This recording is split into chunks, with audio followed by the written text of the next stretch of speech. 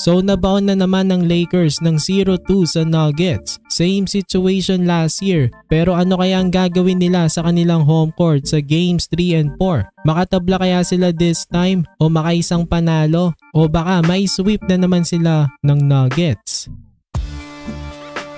Sa Game 1 at Game 2 sa home court ng Denver Nuggets, nagkaroon naman ng chance ang Lakers manalo. Sa Game 1 lumamang nga sila ng mahigit 10 points ng first half pero sa isang iglap nabura nga lang ito ng Nuggets. Kaya pagdating ng second half, unting-unting nakontrol ng Nuggets ang game at nanalo sa score na 114-103.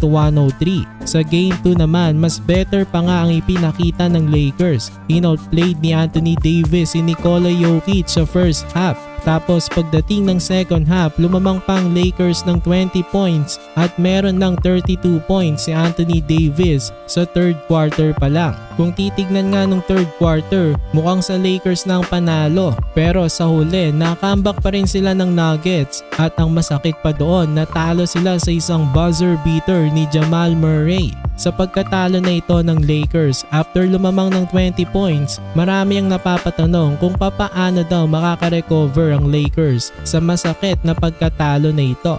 Well, ang games 3 and 4 sabay na ng Lakers gagawin. Kaya may pagkakataon pa naman silang makabangon sa series na ito. Pero paalala ko lang last year, akala ng karamihan makakabawi ng Lakers nung nasa home court na sila. Pero hindi pala, tinuloy-tuloy na sila ng Nuggets at isinuwip.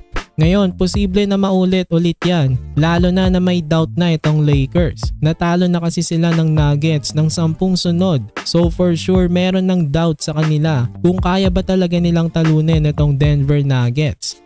Pero I think kung manalo ang Lakers sa Game 3 bukas, posible na maging turnaround o magbago ang timpla ng series. Dahil pwedeng makabuild ng momentum itong Lakers at baka ma-figure out na nila na kaya naman pala nila itong Denver Nuggets. Aware ang Nuggets na posibleng mangyari iyon kapag nanalo ang Lakers bukas. So if you're the Denver Nuggets, you don't want that to happen. Kaya susubukan pa rin nila na tapusin na ang serye na ito as early as possible.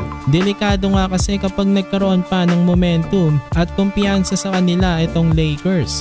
So para manalong Lakers sa Nuggets, unang-una kinakailangan na magkaroon pa rin ng magandang performance itong sila LeBron James at Anthony Davis. Tapos ang kanilang mga supporting cast like D'Lo, Reeves at Hachimura, kailangan mag-step up pa rin o mas gandaan pa nga ang kanilang performance para manalo sila dito sa Game 3. At ang mahalaga, dapat magkaroon sila ng contribution mula sa kanilang bench. 17 points lang ang nakuha ng Lakers sa kanilang bench at kay Taurean Prince lang iyon. Compare sa Nuggets na may 27 points mula sa kanilang bench from games 1 and 2. Baka sa game 3 and 4 mag-step up na ang mga bench players ng Lakers. Dahil most of the time mas magandang laro ng mga bench players kapag nasa home court. Posible nga na maglaro na daw sila Jared Vanderbilt at Christian Wood sa Game 3. Kung maglaro nga sila, malaking tulong iyon sa Lakers. Magkakaroon sila ng isang big man na pwedeng tumao dito kay Jokic. So bukas, abangan natin kung makakaisa na nga ba ang Lakers o magtutuloy-tuloy pa rin ang pagdodomina ng Denver Nuggets.